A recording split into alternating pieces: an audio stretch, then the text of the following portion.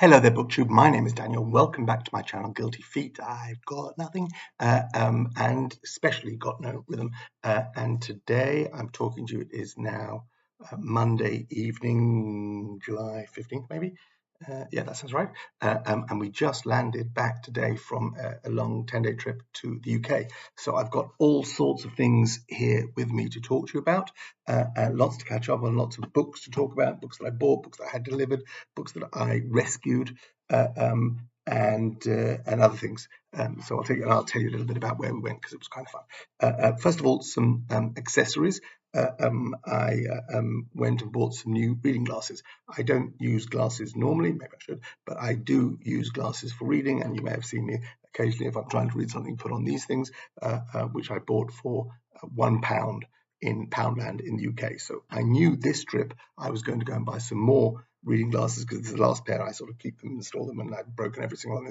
So before these broke, I need to get some more. So I went, and they're no longer £1 for glasses, even in Poundland. It's now £1.50 for a pair of reading glasses. But if you got three, you only paid for two, so it's still £1. So I got 3 pairs of sunglasses for £3, and you can tell me which ones you prefer. So this is what we've got right now for reading, and I bought these. What do you think? I also bought these. I think these are rather severe, sort of Michael Douglas in falling down look. But now I also have a third pair. This is most exciting because backstory. If I go out, I'm sitting outside and reading in the sun, and we do have a fair bit of sun here in the Middle East. So, for example, if I go to the beach, this is what I've been doing up to now. This is not a joke. This is the real thing. If I'm sitting by the beach reading a book, this is what I look like. I have my reading glasses on, and then my sunglasses over the top of them. This is not a joke. This is what I do. But because of this fantastic offer in Poundland, I got special £1 only tinted reading glasses. That's spectacular. Anyway, so that's where I'm at. I just thought I'd give you that little update. Okay, where shall we start? Let's start with why we were in London. We went for my wife's niece's wedding. So my niece, but my wife's sister's daughter. Hello. So we were at my wife's sister's house a fair bit. Known them for years. I've been together with my wife since we were 17, and that was about the same time that her sister got together with her now husband. So we're talking, 35 years or more. Anyway, we were around at my sister-in-law's house, and I'm looking at her shelf book. She's a reader, and we sort of start our reading lives in our early 20s, kind of on similar paths. So there's a lot of overlap. Maybe I would love to have done a video of her library, and there's a lot of overlap between the things we read because we discovered Margaret Atwood together and a bit of Ellen Gilchrist, and then there's plenty of things that she's read that I haven't read. But I noticed on her shelf a couple of things which looked vaguely familiar. And when I opened them up and saw my name written inside them, I realized at some point I must lend them to her.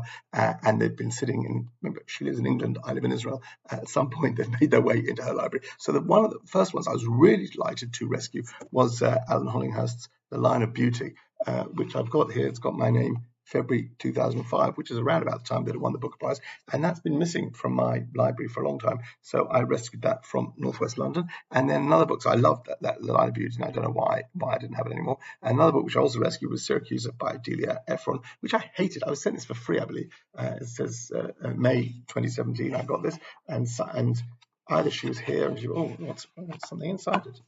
This is a bit clue. No, that was the thing that I was sent. I said, thank you for volunteering to review Syracuse by Delia Ephron, published in 4th of May 2017 by Quin Blake. So this must have been the letter I originally got. I don't remember asking for it, but I got it. I hated this book. Anyway, I don't know what made me lend it to my sister-in-law, seeing as I didn't like it, but I've rescued those two back to bring them back to the library. Okay, where should we go next? Let's talk a little bit about Evelyn Waugh. So here's the story with Evelyn Waugh. Read Brideshead Revisited last year, read a couple of war books, I think in school. We read Decline and Fall, maybe Scoop, and then hadn't read them for ages, and read Brideshead Revisited last year, loved it. Decided in reading Evelyn Waugh that the next thing that I needed to read was the Sword of Honour trilogy.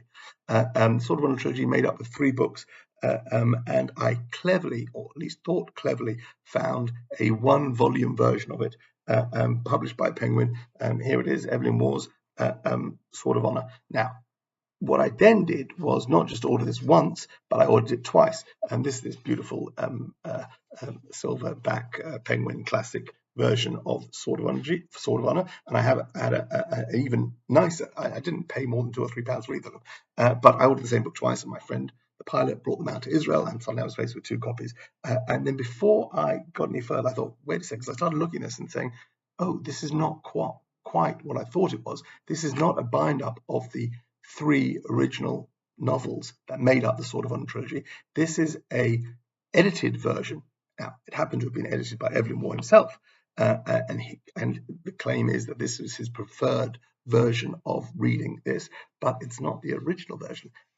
So I wrote a cheeky note to Diva Steve Donoghue, who always seems very welcoming and inviting of these things. And I thought, if anyone knows, then it will be him. Which, should I read it in this 1-volume version, or do I need to go back and read the 3 individual versions as it was originally published, or this re-edited by Evelyn Waugh, so it's a totally legit version? And he very gently and very kindly suggested that actually, and the other thing is, I say I'm only going to read it once. I'm not going to read 3 books and then the single volume version, see how it's been read, compare and contrast. I just am not reading at a pace where I can reread and try a million different versions. And he understood that. And even though he's a fantastic rereader, he said, well, if you're really only going to read it once, you should really read the original 3 volumes. So I now had 2 volumes that I wasn't going to read of the exact same thing. I sent one to him, and he's already posted a note. I had friends visiting from America, so they took it and posted it from Israel. That would have been crazy, but he's already posted a video where he's got his pristine version, this 1 volume, which he was happy to receive. And I went out and purchased the 3 original versions, and I got them in these fantastic. This is from eBay, so again, not expensive. So even though I've already wasted money and bought 2 versions, they weren't a lot of money. They weren't new. What does this say? New on the back. New $12.99. I didn't pay anywhere close to £12.99. But I did get single edition versions of each of these, and here they are. Beautiful. Look at these penguins. I've got men at arms. I've got officers and gentlemen, and then I've got unconditional surrender. Just exquisite orange paid back versions. Now, in actual fact, I ordered these on eBay. In actual fact, I got these 2 in these editions, and I got this one in a later edition, also a penguin, also orange spine, but much later, sort of 70s cover. Not this. I think someone in the shop suggested to me, I'll tell you which shop in a second, that this was actually cover illustrated by Quin Blake. Yes, all 3 of them. All 3 of these are by Quin Blake, who, if you don't know who Quin Blake is a quintessentially British book cover artist, and it's not like I could name 24 others. Quin Blake's the only one, and for years he illustrated the Roald Dahl books that I grew up with, those editions, and not from the very beginning, but certainly later on, the Twits and George's Marvelous Medicine and all those as they came out, were all illustrated by Quin Blake, and we often used to see him on Jack and Ori, which was a program on children's television where they read actual books. Anyway, Quin Blake, absolute hero, and these are older covers. I don't know when these are published. Let me try. I've got a pair of glasses. Let's see where I can see these editions are from. 1 second. This is from. So the book is from. I don't know. 1 second. First published by Chapman Hall, 1952, and this is published in 1964. So that one's 64. I think this one must be. Similarly, this is first published. Also published by Penguin in 64, and then Officers and Gentlemen. Also, this is around that era. Look at that. That's got. It's Kenneth Sinclair, 1966 is written on that, from Manchester, and this was originally published also 64, reprinted in 1965. So I just was delighted. So I had the first one, Men at Arms, in a much later, more cartoony cover. And when I went to this bookshop in Ironbridge, which I'll talk about in a few minutes, I said, you know what, if you've got it in the thing, then I'm going to get the matching cover. So far, I bought 2 versions of the 1 volume. I bought and 2 versions of the first one. I actually just gave the other one back to the shop and bought this one. But anyway, that's where I'll be going with Evelyn Waugh, and I'm quite excited about that. Okay, let's start a little bit about the holiday. After we had a wedding, my wife and I had hired a car, and we did a trip around the UK, staying in different country house residence every night. We just stuck a pin in the map where we wanted to go and drove around looking for places. So the first place we decided we wanted to visit was the Wedgwood factory, to see where they made the Wedgwood pottery, and that was fantastic. And so that's up in Stoke-on-Trent, and we were going to have we left London, and the goal was to drive up, and we stayed the night before in a now country house hotel called the Upper House, which originally belonged to Josiah Wedgwood, the first Josiah Wedgwood's grandson, and now is a hotel where anyone can stay. And on the way there, we stopped at a national. I was looking for something close to something to that first day. We found a place called Shugborough. Shugboroughh, which was now a national trust, and they had lovely grounds and some follies to go visit, and also had a second-hand bookshop. And I have some video of that second-hand bookshop I can put in here now.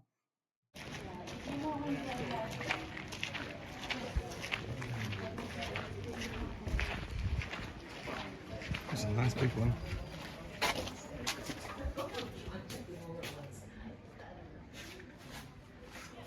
Okay, I'm going to need. And it was good. It was actually quite a good second-hand bookshop, which was, given that it's in the middle of nowhere, just on National Trust property. But it wasn't a whole lot for me to buy then. It was still early on in my trip. But I did pick up a copy of Money, Money, Money by Ed McBain, which is one of the 87th Precinct novels that I haven't read yet. I'm reading them in order, so this is not the next one, but I thought for the price, it cost me £1. I think for the price, I thought I'd pick it up now instead of just something to have done and bought in the shop. That's that. Oh, I should have gone all through the books that I had waiting for me in London. I've already started on the trip. Okay, let's step back a bit. Before then, these are the books that I had ordered and had waiting for me in London. This is an ARC that I've been sent. It's called The Rich People Have Gone Away. This comes out in August, and I requested this from the publisher, who I believe is that Jonathan Cape. Yes. So it's a proof, but I'm going to read this because it kind of looks like an interesting novel, and then do a review of it in time for its release, and that'll be fun. What else have I got here? I was hearing a lot about Miranda July, and her new book is supposed to be fantastic, and I hadn't read her, so I went back and ordered a copy of No One Belongs Here More Than You by Miranda. These are short stories by Miranda July, so I've got that to look forward to. What else have I got here? This I don't know much about, except I think this is Maror by Lavi Tidhar, who that's an Israeli name, and Maror is Hebrew for bitter herbs. Specifically in this, I think in the past, Lavi Tidhar has written sort of fantasy, science fiction. I'm not even sure. And this is the first part of a trilogy about the creation of the State of Israel. I don't quite know what is on the back. It's a vivid political exploration, a riveting crime epic. It's like the Jewish Godfather. Crime writing in the tradition of Balzac and Dickens, an earthquake of a book called Crime Time, which I think is Maxim Jakubowski's publication. Anyway, I don't know much about it, but kind of enjoy it. And there's the second one's already out, I think, in hardback, and the third one, I don't know anything about it. Okay, what else did I pick up? Oh yeah, this is the rest of the order from this company I'd never ordered from before, a company called Rare Waves in the UK. I don't know if anyone else has ever ordered from it, but when I'm looking at books, I often arbitrage about 3 or 4 sites open at once to see where I can get it cheaper. And usually for new books, I'm talking, Amazon is cheaper.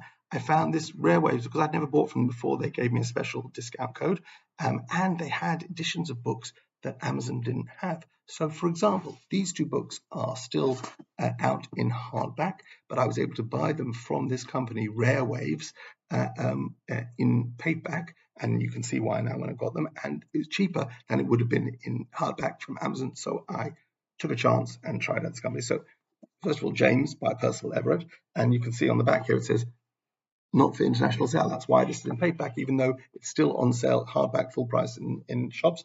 And I got this paperback edition, doesn't even have a price on it, and I must have paid, I think, £8 or £9. So hardback, full price, I think, is about £20. It's discounted on Amazon, maybe £15, and I paid less for this because it's paperback. And the other one is also for international sales. So this is a paperback edition of Martyr by Kaveh Akbar, also a popular novel of the moment that I thought I would pick up. So those are 2 good pickups. What else have I got? Yeah, some backlist stuff. I got another Percival Everett. This is I Am Not Sidney Poitier, which reminds me, I guess, a little bit of. So this is about a character who's called not Sidney Poitier, but 6 Degrees of Separation, which I saw years ago when it was on in London with, I think Stockard-Channing was in it. I'm trying to remember who played. Maybe Adrian Lester. Anyway, but that's kind of interesting to me because I'm just trying to work through some old Percival Everett. I also picked this up because this sounded interesting when I read about this. This is published by Fitzgeraldo. The white tells you it's non-fiction. It's called This Little Art by Kate Briggs, who I don't know much about. I think she's written one other book. And this is about the art of translation. And these seem to be sort of little vignettes and short stories. But there's a lot of it. There's was it 400 pages? How much is it here? 365 pages.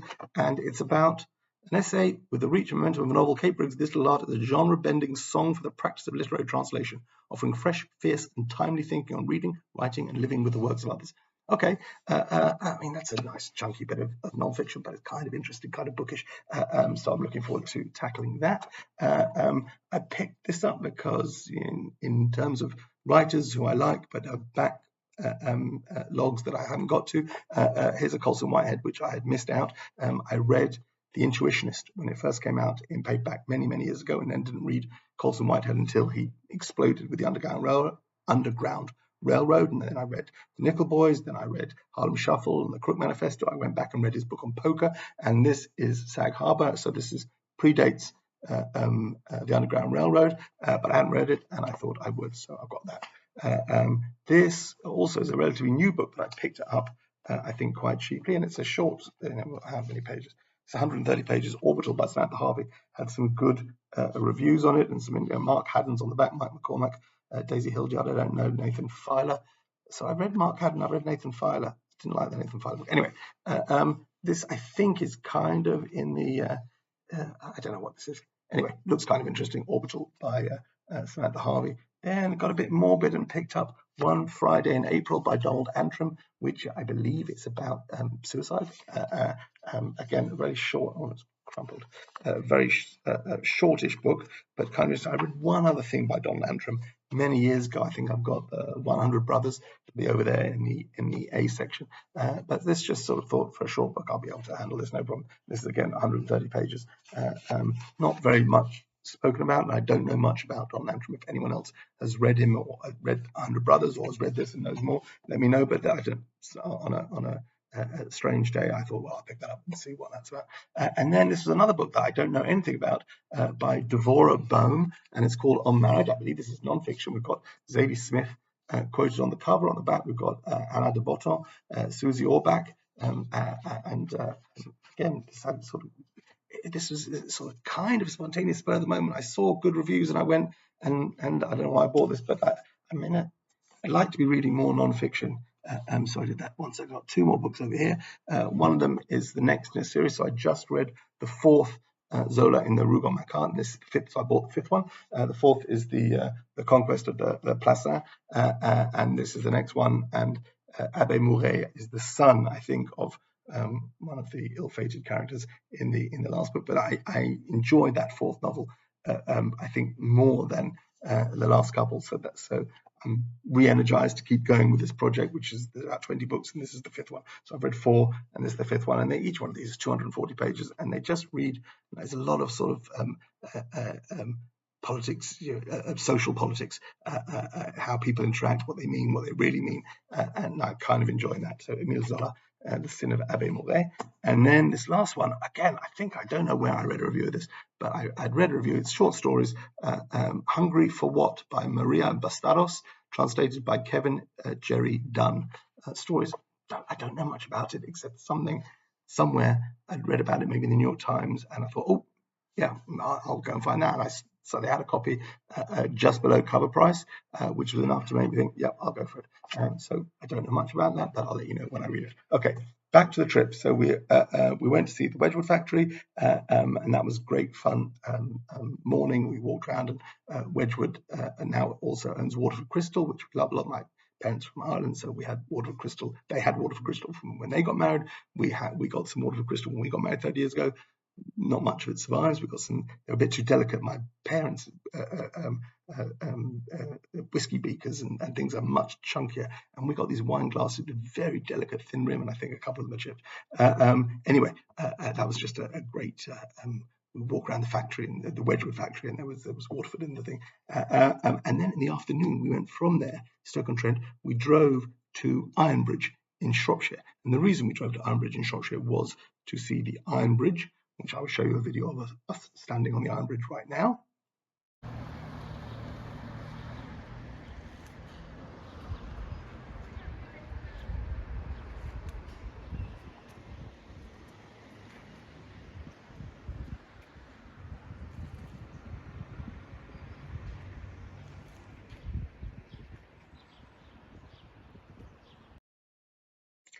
But the main reason for going to the town of Ironbridge was not just to see the Iron Bridge, but also because there is an Ironbridge bookshop, which is a fantastic follow on Instagram if you're into that kind of thing, as I'm sure some of you are. So I've been following them for a while on Instagram.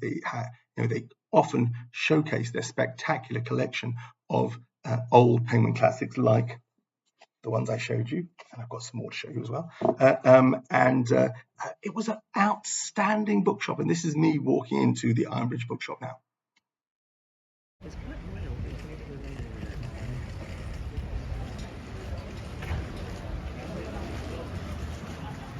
Okay, we've got that copy of the GCHQ book in our toilet, and I've got a hardback copy of Supergods.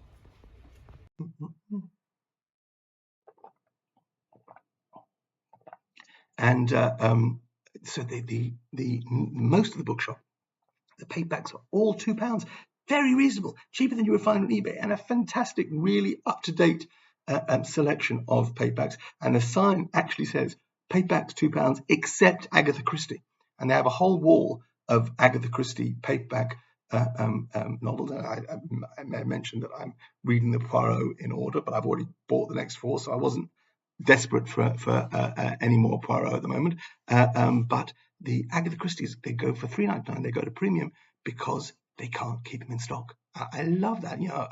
As someone who came late to Agatha Christie, the idea that in any second-hand bookshop around the UK, they cannot keep Agatha Christie in stock and they can charge a premium price over a book that was on the book along list a year ago, and they got in a second-hand edition in paperback right there. So I love that about it. But I was very interested in the classic Penguin section, and I want to show you. I bought a whole bunch of books there in Ironbridge, and the proprietress of the store was incredibly helpful and very patient with me and helped me. And I showed you the video of that whole wall of classic Penguin paperbacks, the oranges for fiction, the greens for crime fiction, blue and purple and yellow are different types of, I think blue maybe, I think purple is politics and blue I think is, I don't know, I don't read many of the blue, purple or yellow ones. But I literally was sitting on the floor, taking things down, looking for particular things that I was looking for. It was the most fun you could possibly have. And this is what I picked up, some really fantastic pickups. So this was not in this section. This was actually down the main body of the shop. I decided I wanted to read some Wilkie Collins, who I've never read, and I know I should. So this edition of the Moonstone, normally I would only look for Penguin Classics versions of these things. I know Wilkie Collins, at least the 2 big novels published in Penguin Classics, but I found this old pan edition. It's a bookmark, I'm sorry, reading it. That was practically, I mean, this is just as good as new. In here, there's that bookmark from the Ironbridge bookshop, and just how much did I pay for this? £3.50. It just seemed like an exquisite. Oh, and the other thing is, this edition has an introduction from Anthony Burgess. When James Bond is forgotten, writes Anthony Burgess, Sergeant Cuff, will shine as brightly as he did more than 100 years ago. And so I couldn't resist it, even though I would normally only buy these things in Payment Classics just because I like the look of them. This, I thought the print was a nice size, and I really need to read the Moonstone, so I will get to that in this issue. Okay, upstairs in the crime section, this is, it's a green spine, but it's a sort of slightly new edition. This is Hags Nook by John Dixon Carr, who I've never read, who's a classic crime author of the 1920s. Is this? When is this from? John Dixon Carr was born in America in 1906, and this is published 1933, so the 30s. This is the height of pulp crime fiction, and this is the first Gideon Fell book. So Gideon Fell, he has a couple of a series detectives, I believe, and I bought one just to see how Gideon Fell reads and whether I like it. Always looking for and I'm not reading enough series books that I have to look for more to pick them up when I can. I'll save that one. I picked up this, and I'll say, talking about this, I read. This is a book that I'm bought to put on the shelf because I read The World According to Garp 30 plus years ago, and I don't have a copy. So I bought a copy from my cousin when I was studying in seminary, and we met John Irving last week, and I'll make that video and show video of me chatting to John Irving, not one-on-one, standing in a line to get him to sign a couple of my books, and my wife video. Anyway, we'll put that up at some point. That's John Irving, The World According to Garp, which if you haven't read, stop what you're doing and read The World According to Garp. It was one of the earliest novels I read. It sort of introduced me to what novel can be, and super interesting. Anyway, there's that. This I've never read, and it's sort of on that list of classics that you should read. This is Alain Fournier, The Lost Estate, or Le Grand Mule. I don't even know how to pronounce that, but I've seen this book a million times. I never really know what it's about, and I think he was killed in the First World War, so he never wrote this. Is that right? Yes. This has got a quote from Nick Hornby on the back and an introduction by Adam Gopnik, who I'm not familiar with, but this lovely sort of unread edition in the latest version of the Payment Classics. I picked that up and paid a decent price, £3.99 instead of what the cover price is £7.99, so like half price. But that's going on the TBR. This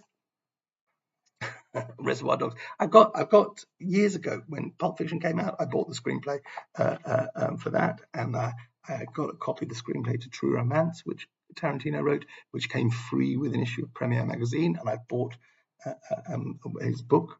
And so I thought, why not own a copy of Reservoir Dogs, which I saw in the cinema first run in Camden with my wife when we were students.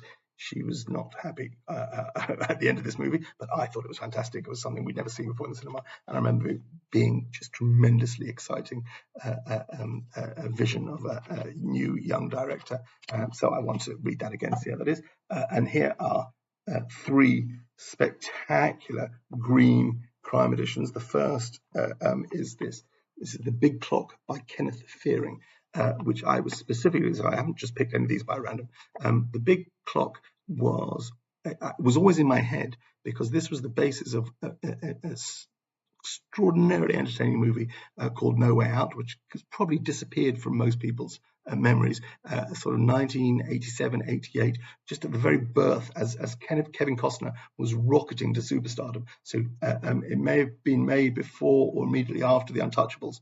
He made Silverado, and he was this young, exciting thing, and The Untouchables came and exploded, blew him up, and No Way Out was right at that time. It was like, whoa, this is before Dances with Wolves, before he won Oscars. He was just a super charismatic, exciting. No Way Out is a really twisty, tremendous thriller. I won't spoil any of it for you, but it was exciting. Gene Hackman's in there.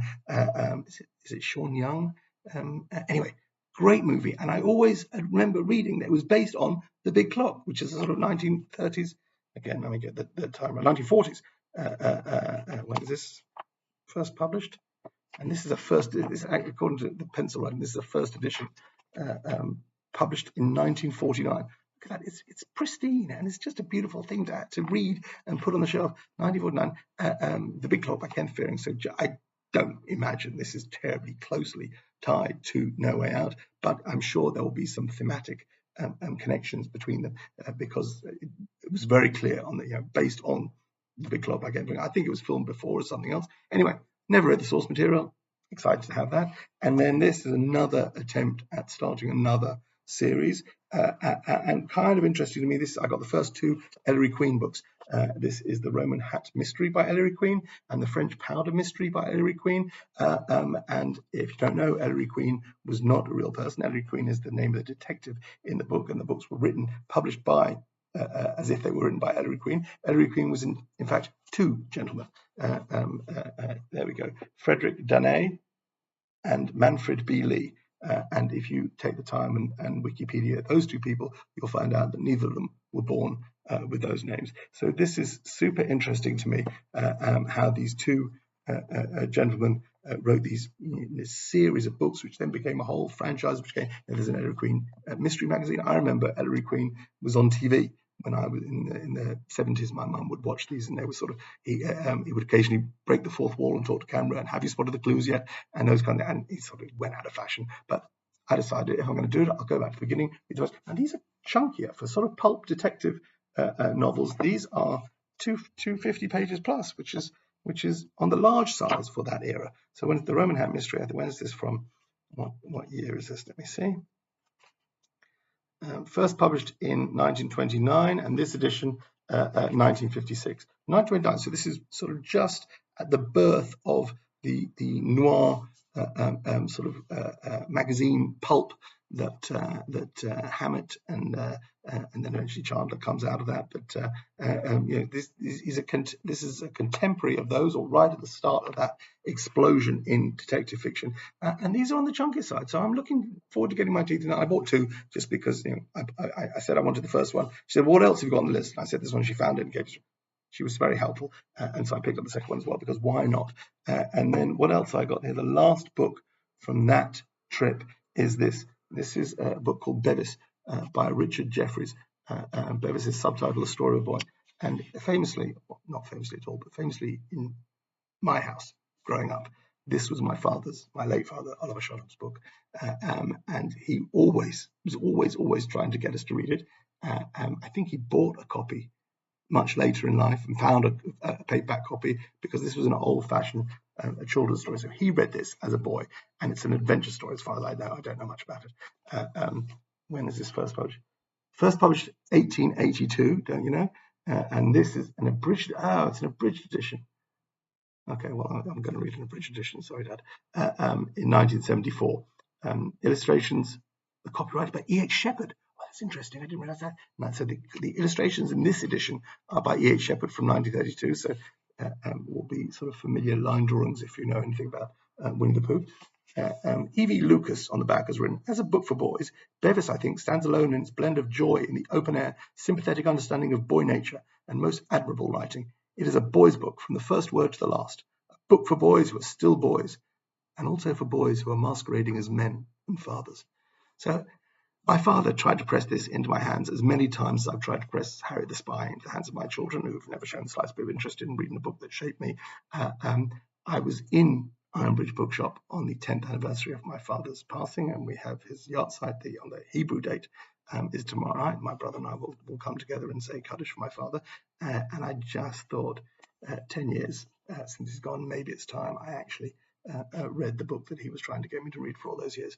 So I'm going to take on, at some point in the next year, Beis, The Story of a Boy, and I have no idea whether I like it or not, but it'll be another way of me trying to honour my late father. And that, is that it? Yeah, well, no, one more thing. What did I want to say? Yes, over here. So that was Ironbridge, and then we went somewhere else and did climbing all over this place. I've got a map here of this place we climbed. No, not that, that's Bishop's Castle. What's this? Yeah, here. No, that's Ironbridge. There's a little brochure from Ironbridge.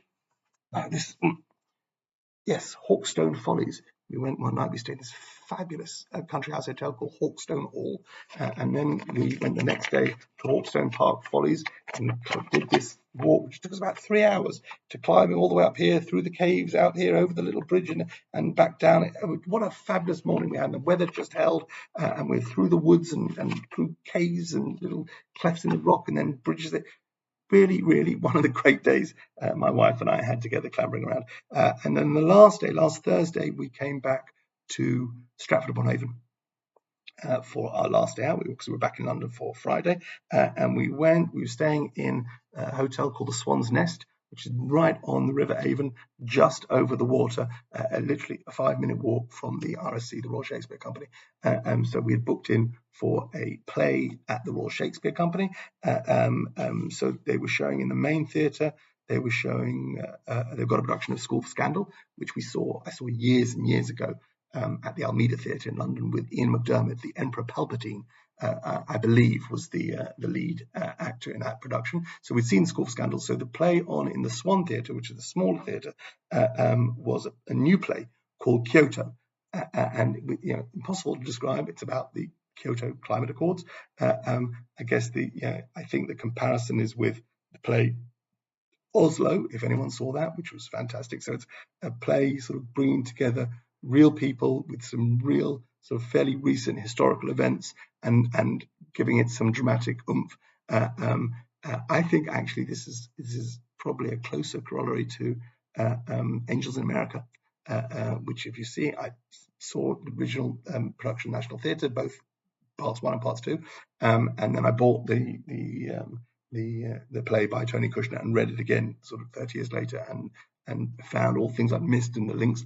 I saw part 2 maybe 9 months after part 1. Anyway, that's Angels in America. This play, Kyoto, absolutely fantastic. I have the brochure here, which I bought from the RSC. I have my tickets, which will go in my album of tickets, and highly recommend. A quirky, interesting connection is that in the play, the woman playing Angela Merkel in the play Kyoto is the wife of Richard Osman, who wrote The Thursday Motor Club, which is currently being filmed by Steven Spielberg. Anyway, there's some odd connections.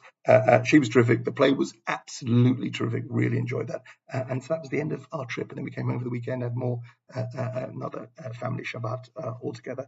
And then we flew back today. So that was our holiday. Those are some books. Those are some theatre tickets. I got some new glasses. It's got to be enough now. God bless. Bye.